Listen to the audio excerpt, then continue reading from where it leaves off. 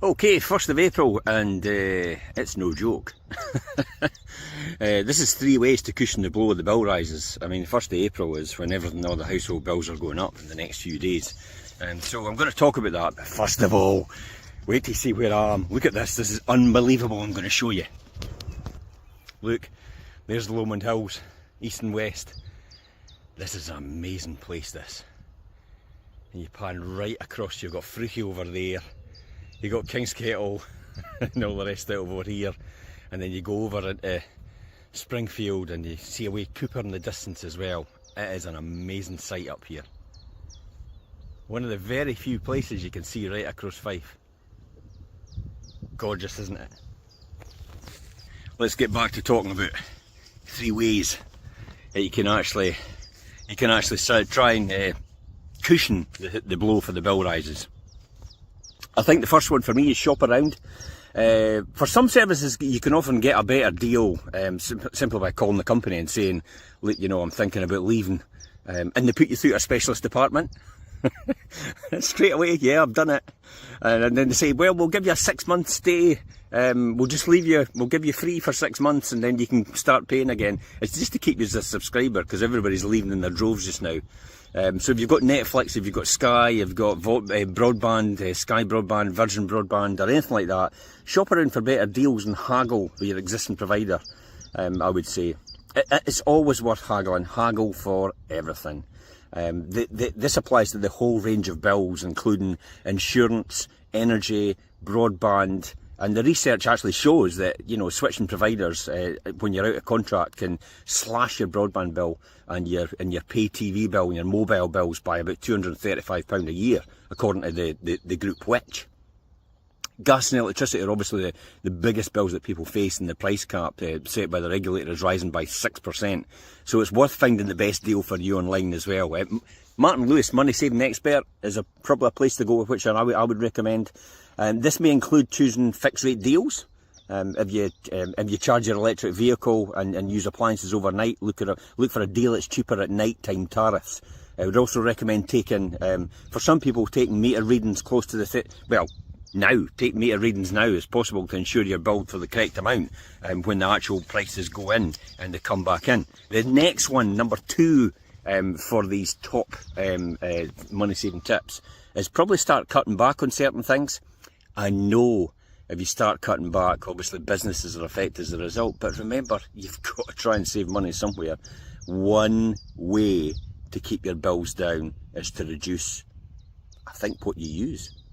Now, we're quite fortunate in Scotland because we have Scottish Water and it's rolled into the council tax bill, so we don't tend to be on meters.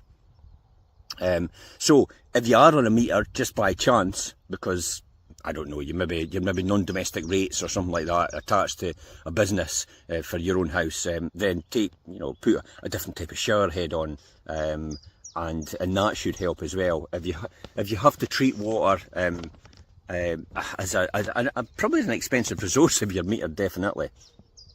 Smart meters for electricity and gas are also helping keep tabs on what you're using as well. So use them to as much as you can. The Trust advises, so you get the Energy Saving Trust. So Energy Saving Trust Scotland is online.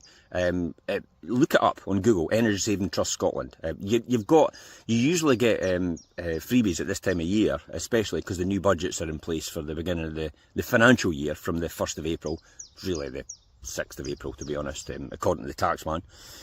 So your new financial year, you usually get access to new funding, which can give you draft proofing for your home, including under your floorboards, your pipework, your extractor fans. You can set the thermostat to the lowest temperatures, the lowest comfortable temperature. Don't freeze, obviously. But most people say that between 18 Celsius and 21 Celsius is comfortable. Room temperature is around about the 20 Celsius mark. It's nice and comfortable there. Again, Money Saving Expert, Martin Lewis's website, says that you can save money by using the principle, heat the human, not the home. So using things like, I hate to say this, if you're my boys, you just walk about and like it's summertime in your house all the time. I sometimes wonder how they stay warm. But But, you know, put an extra layer of clothes on or something like that, I suppose, if you really are wanting to save on bills. You can also set the settings on your combi boilers and your conventional boilers to a lower amount for heating and stuff like that as well.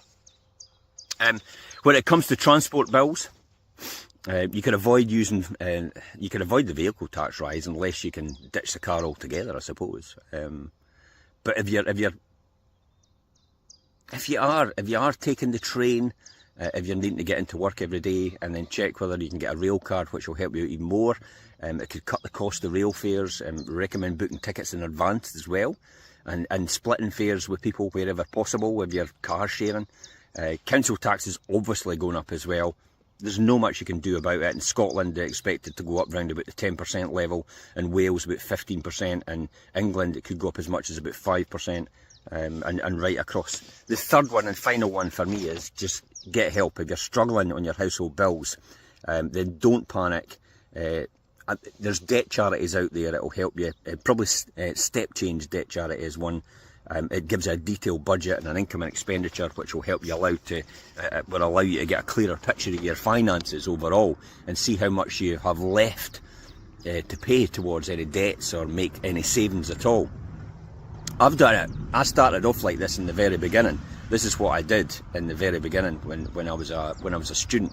I just saved all the time, I invested all the time, I paid down my debt, I consolidated my debt so it was an easier monthly payment, and because I knew I was eventually going to earn a lot more later on, and I could just wipe it out and pay it off later on, and that would help me in the short term.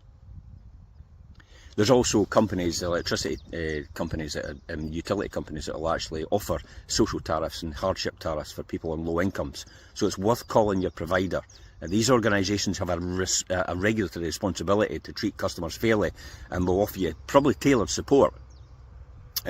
As I said, there's the government's Warm Home discount, or Warm Deal, or Home Energy Scotland. Just look it up. For people on low costs and pension credits, potentially you could get a new boiler out of this, and you could get it paid for you if you're on pension credits and low incomes. And that could help you immensely, especially if you're on an old Baxley boiler, which is about 55% energy efficiency, which means for every £1 you spend, 45% of that is no good. It only uses 55% of the energy in it. Whereas if you get a new boiler, a condenser boiler, they're about 96% efficiency. So for every £1 you spend on your gas and electricity, you're getting about 96 pence back in heating. So it's worth actually doing that and checking out. You could qualify for a free TV licence as well if you're over 75 or on pension credit or live with someone who is, then you actually will. You may be able to boost your income, and check your entitlement for benefits and that. The Money Helper website, backed by the government, are using benefit calculators and stuff like that as well, might actually help you as well. Hopefully that's given you a wee insight into help for bills and utilities and how to save money and how to plan for this year. And that's it. Until next time, guys, it's bye-bye from me.